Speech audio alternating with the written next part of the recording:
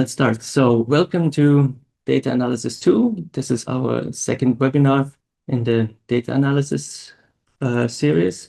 And obviously there is a webinar 1. So if you find the recording of that, it is probably a good point to start with basic lipidomic data analysis. And here we are going into a little bit of more advanced topics, which will be those 4. And just to give you a head start, we're going to do imputation, which is an effective handling of missing data, looking into OPLSDA, which is a multivariate technique to enhance statistical power. WGCNA, a lot of abbreviations here, is the same, a multivariate strategy, but this time we also construct meaningful modules. And then you have power analysis, which if all that didn't work, you would have you can determine the adequate number of replicates that you need to achieve a statistical significant result. Good, so let's dive in. Let's start with imputation. And imputation is, as said, the handling of missing data. And as you probably know, especially in untargeted lipidomics, you have usually missing data there. So that means simply something wasn't measured. But even if it was not measured, usually what you can do is that you can have a statistical test even with this missing data. So for example, here we have equal amounts of samples in one versus the other cohort, but also if you have more points, more measurements in one versus the other, you can still apply a statistical test and get a significant result from that. But sometimes it's such that there are models that simply cannot deal with missing values and you have to impute. Like the most straightforward one you might have used is principal component analysis. For this, you actually need to have a complete data set, so no values can be missing. Another argument for imputation is that it might be that some strong effects might be undetected due to insufficient power. So you have a lot of samples, but something was not detected. So this is the case here. So you would actually like to boost the number n in order to have more power.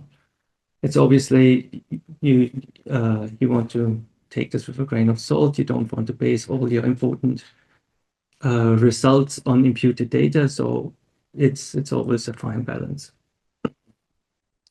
So for missing data, there is actually, for this webinar concerned, there are 2 kinds. There is one kind of missing data, which we call missing completely at random. That simply means by random, a value is missing or not. And this is what most data imputation methods usually look out for. This is this part. But then there is also another missingness, which is called missing not at random. And here, this is basically the case where we say this is values that are at the lower end. So they're missing because the amount was below the detection limit, and hence these values usually are clustered on one side. And then there's also, just for completeness, a third way of missing data, but we're not going there today. What is actually very important, if you have these kind of missingness, that's usually an academic point, but in practice, it's actually not really possible to determine what kind of missingness you are having. So if the one value that is missing, if that is missing due to completely at random but not at random, usually is very difficult to find. So what we did once we went through all these methods, and we went through a lot of details on that. And if you want, you can find this in this publication we did a while ago. But I'll give you the gist here and a short summary of that. So if you consider simply you have a lipid and you have the lipid measured in multiple samples, and that might have a specific value, in this case 0.4, 0.1. So then if something is missing and you wouldn't know what the real value is, so what could you do? There is multiple ways of imputing that. So the first would be you'd say, okay, there's no measurement there. Probably the value is not there. I put it to 0. And that's then called zero imputation. That's pretty strong for an assumption that it's really 0. And it also turns your data set, all the missing values, into the same number.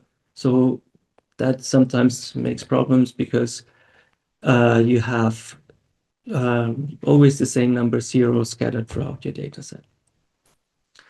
And not so harsh, but basically the same is the half minimum imputation, that you basically say you take all your values, take the lowest one you can find, and take half of that, and that's the value you impute with.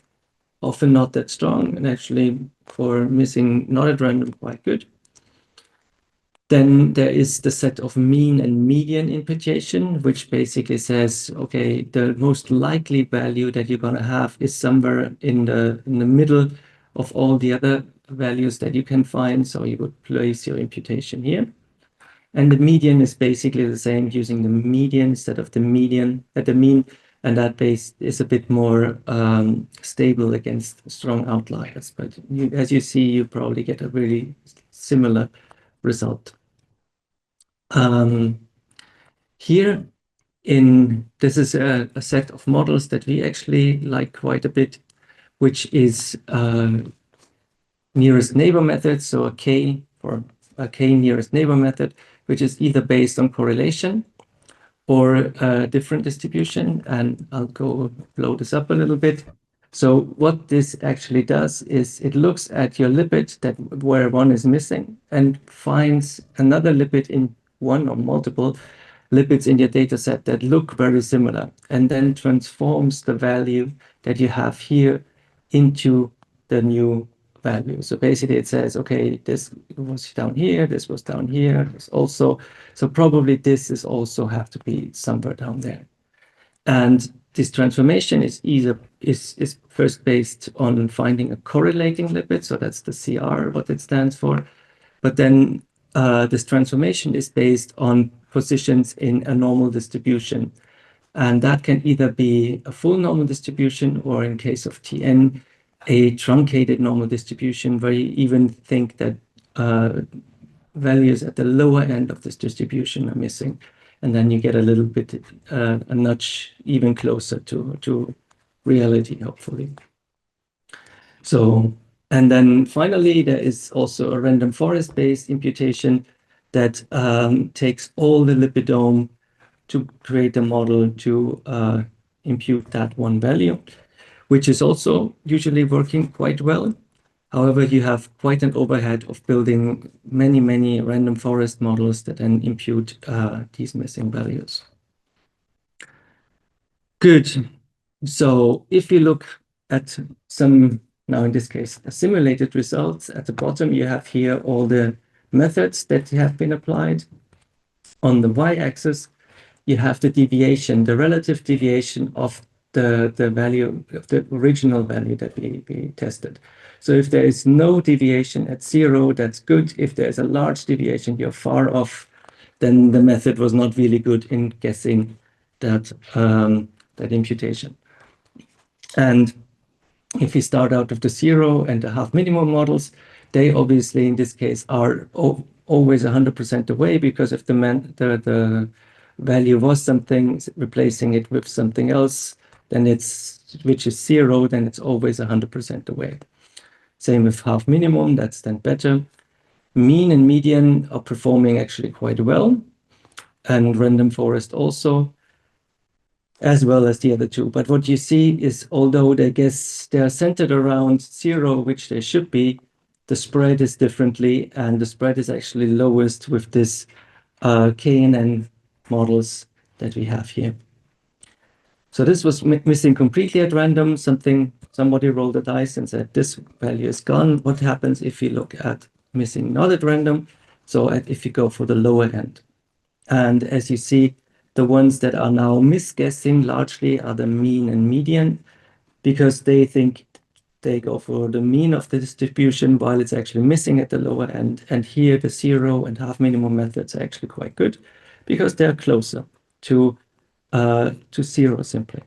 However, random forest and especially the KNN models, and especially here the KNN truncated model, are actually behaving really good in that scenario. Yeah, one more thing. I always wrote here that this is actually a log normal distribution we tested here, because it's not that it's a bit more suited to lipidomic data, and that has a correlation of 0.8. So the question naturally is, how much are these methods then now dependent on correlation? And if you simulate multiple data sets that have different kinds of correlation from 0 to 1 or 0.95 within the data set, and you impute, you see that basically all these curves are basically flat. There is no real dependency on the correlation if you have missing completely at random. However, if you now go for missing not at random, you clearly see that mean, median, half minimum, and zero still don't have anything to do with correlation, but the random forest and the KNN methods have a strong dependency on these correlations. And depending from 0.6, this is again the deviance here, it looks like these are actually mostly the best models to use. So we also, so the question naturally is then, what is the correlation you find in lipidomic datasets? And here we plotted the, for example, here the highest correlating lipid in the human plasma, or the highest correlating lipid for mouse tissue, where we did a mouse atlas for. And it looks like most of these lipids have a partner which is really high correlating, larger than 0.8, and some of them also have something that is below 0.8. But in general, it looks like lipidomic data sets have a high correlation within each other, and therefore this is a very good model for those. So also saying, if you have a data set which is barely any correlation, then maybe you should look again if this is actually a good model for imputing. Quickly, we did also, these are now real data where we actually took some real existing values and removed them. So this is not simulated data, but in general, we see the same trend that basically these models perform very well in this in this lipidomic data sets. So the takeaway in general is that most of these models are actually very good for one or the other scenario. So 0 and half minimum are actually good for missing not at random, and mean, median, and random forest are actually quite good at missing completely at random.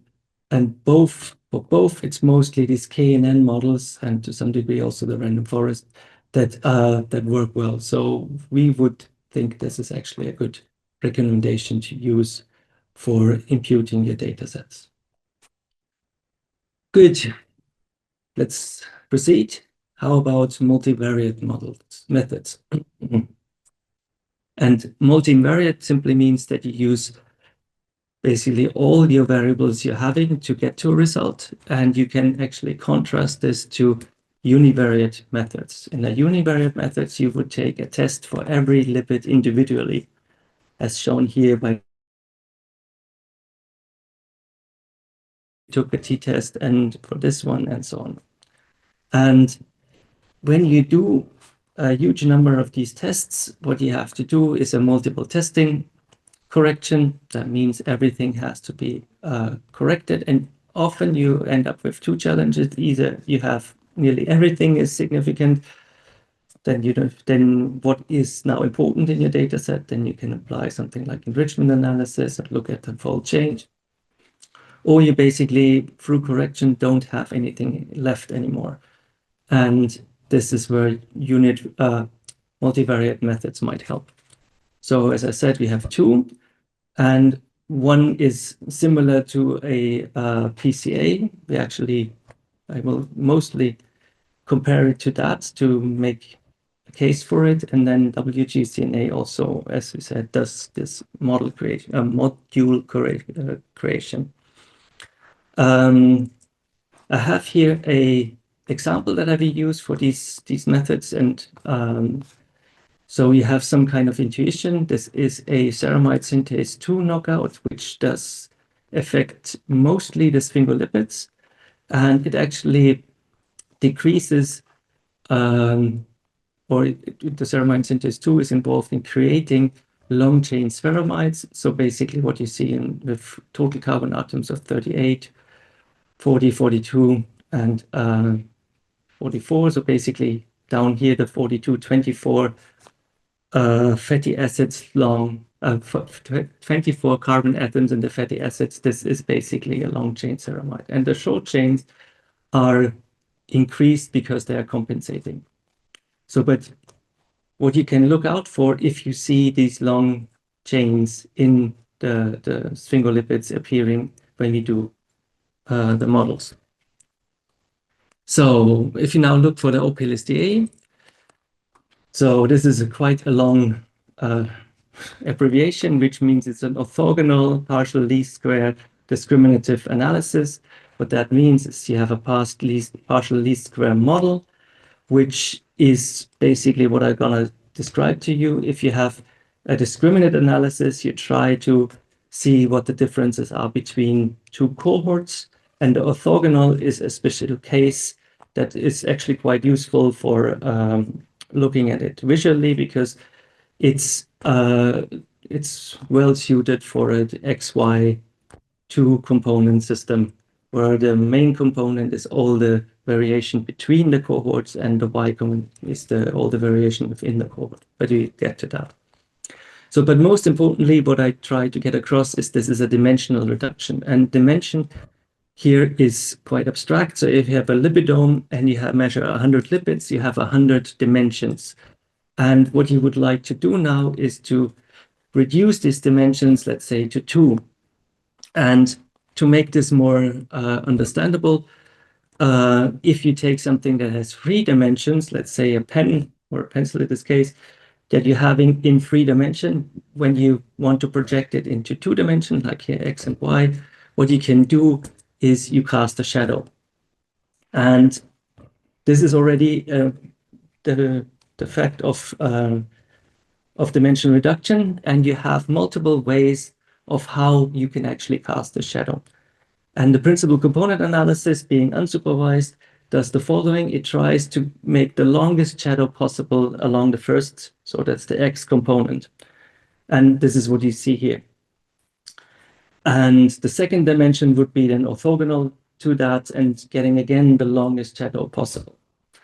But this is maybe not the question you're asking. This just shows you that there is a large variation along the x-axis. For example, when we look at plasma data sets, often the biggest variation is within people, the interpersonal intervariability, but basically it's not the effect that we are usually looking for. So, and the PLIS models, the partial least square models, what they would do, they would actually try not to do the biggest variance or the largest variance on the XY, but they would try the meaningful variance. And in this case, if you say there are points that belong to the clip on the pen, and there's points that belong to the pen, it would actually try to spread that points out as much as possible. So the most meaningful in the distinction, cohort 1, cohort 2, clip to pencil, and you would get this projection. Good. So if we now go back and say, like, okay, what did the PCA provide? It provides first dimension reduction, unsupervised. You have a score plot like this, where you can actually see if your cohorts are nicely separated or not. And you get a loadings plot, which basically just tells you how much each component is made up of all these lipids. What you need is, as we said before, you need to impute your missing values, and you have to center and scale in order to get a proper treatment of all lipids equally the same way. So OPLSTA, you would have 2 cohorts, and the model would try to separate them as much as possible on this first axis, and all the variants within the cohort would be on this second axis. And as said before, it's now a supervised model, so it really tries to separate the two. And then you could have a score plot, but what we actually like more is now an S plot, which is basically this shape here, which puts the magnitude of the covariance, so basically how important that one of these input lipids is to the distribution on the x-axis, and the stability of this this predictor on the y-axis. So it basically tells you which of these lipids are really good predictors for making this distinction. And as you see, what we said before, what you see here is that all these long chain sphingolipids, but also other lipids, are appearing to be good predictors for the difference between a ceramide synthase 2 and its control. What is actually very important is because you have a supervised model, because it really tries to do the separation between the knockout and the control in this case, you really need to test if your discrimination is stable, so that it's not something, a fleck of dust or some maybe your imputation that basically does the difference. And what we do here is a permutation. So you take the label of take this sample and say, this maybe actually a ceramide synthase 2, and take this sample and say maybe it's a control and put it over here, and then let the model try again to separate those.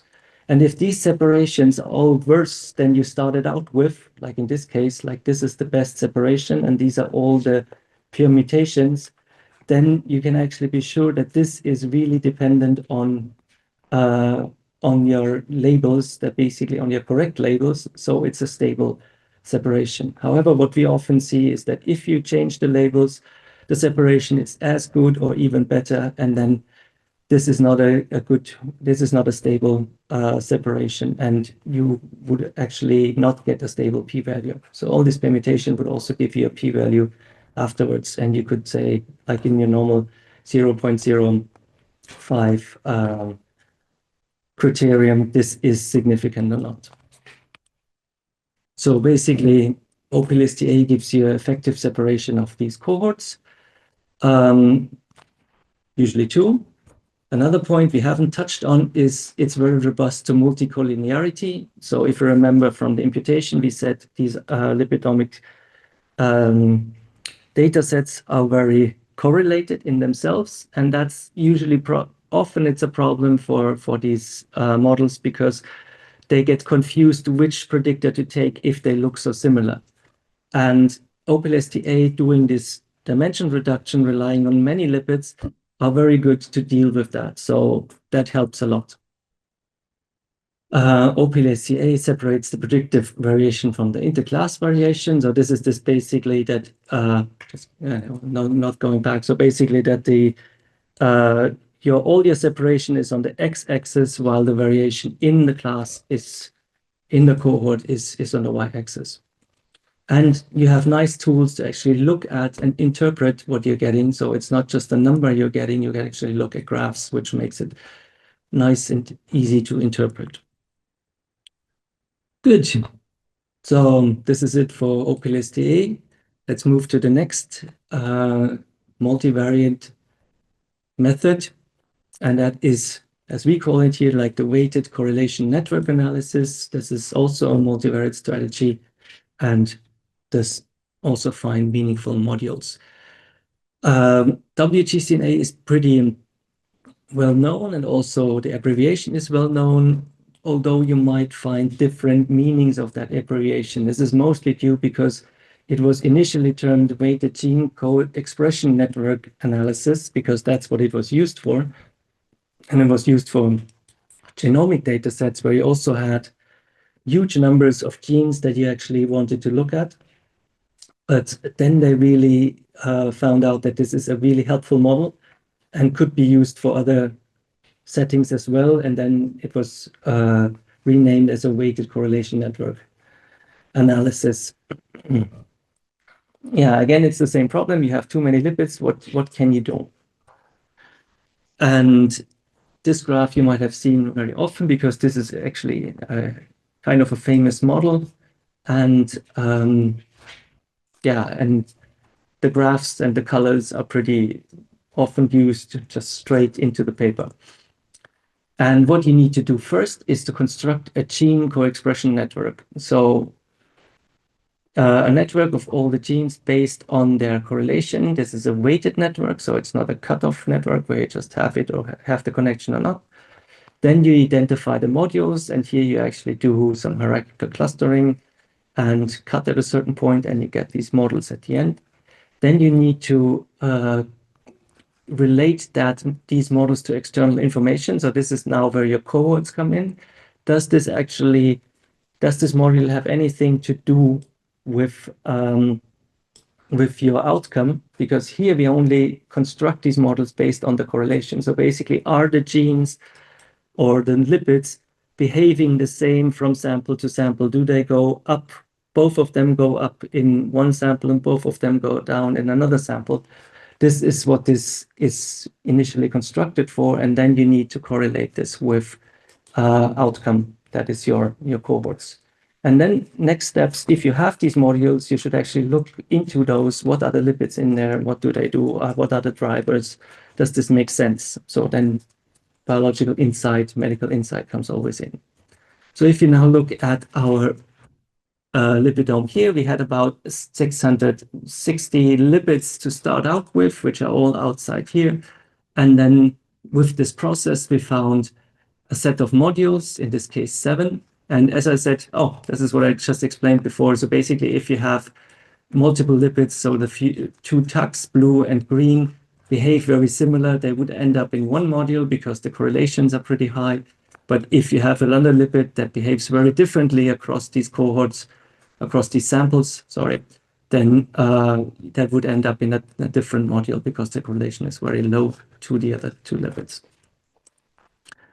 And then you take these models, and there's a process in there that you can correlate that to external values. Now, the control versus ceramide, and we find models which always are according to the color. Then you have the correlation here with the external information, so that is super aligned with the control versus ceramide synthase 2 knockout, and there is the p-value and the adjusted p-value. You also have to adjust here, but only for about these 7 modules and not for 600 lipids. But you find that there is a super high or super low p-value in this case, that this is highly significant. So if you look, this is the module here, the pink one. If you blow this up, what you find again is that you have these sphingomyelins, which are long chain, that you have the hexaceramide, which are long chain, and probably also some ceramides which are long chain. But not only that, it seems this module is also, there are also some ether lipids in there. There's also some PS in there, lipids of which we know that they're also linked to these ceramides. But nevertheless, if you look also to the membership of this within this pink module, most of what is driving this is actually these long chain sphingomyelins that we find at the top here. But yeah, also some others. So the natural step is then to investigate this further. In data analysis, you could do an enrichment analysis, say what's in there. You find the ceramides, hexaceramide, general sphingolipids, and a total length of 42 of these sphingolipids. So it looks like it's basically spot on what we actually initially thought that this knockout should do. Good. So that's where you then could continue with some more investigation into the meaning of that. But yeah, that's the WGCNA. So, and as a last bit, power analysis. So if everything didn't help, you can actually go and say, let's see what power we would have needed, what kind of number of samples do we actually have to do, in this case, for a univariate analysis in order to get a significant result. So you try to determine the adequate number of replicates to achieve a significant result. And that is basically the question: how many samples do I need? This is what we get often, and usually we use a rule of sum for our samples. But here we can actually do give a real statistical answer for that. And here is a few concepts you need for that. First, what is power? Statistical power is the probability that a statistical test will correctly reject the null hypothesis. This means if you really have a difference between your cohort and your, let's say, your knockout, if there really is a difference, if you take so and so many replicates, what is your probability of finding a significant p-value? So how likely are you to succeed in this case? And if you later do simulations, this basically comes down out. If you do this a lot of times, it's the number of significant results versus the number of not significant results. And this is pretty straightforward. So if you have this t-test here, example for one lipid, and you say you do this with 2 samples, you're probably not going to get a significant result, although they look very separated. If you go up with n, so n is 3, 4, 5 to 9, your p-values usually go down, although this is not set in stone, but usually they go down with the number that you apply for the statistical test. Another concept that you need is the effect size. So this is basically how strongly are your 2 cohorts separated. So this plugs in the means, like how the difference of the mean, how far apart are they, and what is the standard deviation of both. So basically, how much noise do you have in between? If we quickly go back, so this would be here, you have quite a large difference, and the standard deviation is actually very low. But here you actually would have a higher standard deviation. So the Cohen's d would be slightly different here. But basically, it's difference between these 2 means that you're having. So the Cohen's d, there could be different points to that. So there could be either you can take a number, or you can actually say this is 0.2, this is actually negligible. Here it's about medium, and this is by larger than 2. It's a huge effect. To give you some intuition on this is like a distribution of a data set that we're having. And if you put them into these boxes, this is a negligible effect. So basically, you barely see that there is a difference between the means. For medium, you already see there is a difference, but they're largely overlapping. And for huge, you actually see them pretty separated, although there might be still some overlap. If you want to do just a normal power analysis on the raw or the nominal p-values in a data set, you can actually just use any programming language or statistical programming language that will do that for you, or you just go online and look for power analysis. You will put in your D, your Cohen's d, the power that you need, and you would pop up something like, okay, you need about 43 to get 80% power. However, this is not how we usually do it, because we have more like different multiple corrections, and so then this is something which is not straightforward. So you need actually to simulate that. And here is how we do that. This is a complicated slide. I try to get you through. So what we first need is we need a initial measurement. So you need to have an estimate of all your lipid values that you're going to impact. So 100 times this is about the values that we see for the control, and this for the treatment. From this, you estimate a distribution and sample from that. So you actually in the computer say, okay, if I have about this distribution, I just sample and do a statistical test. And that is then already 1 point.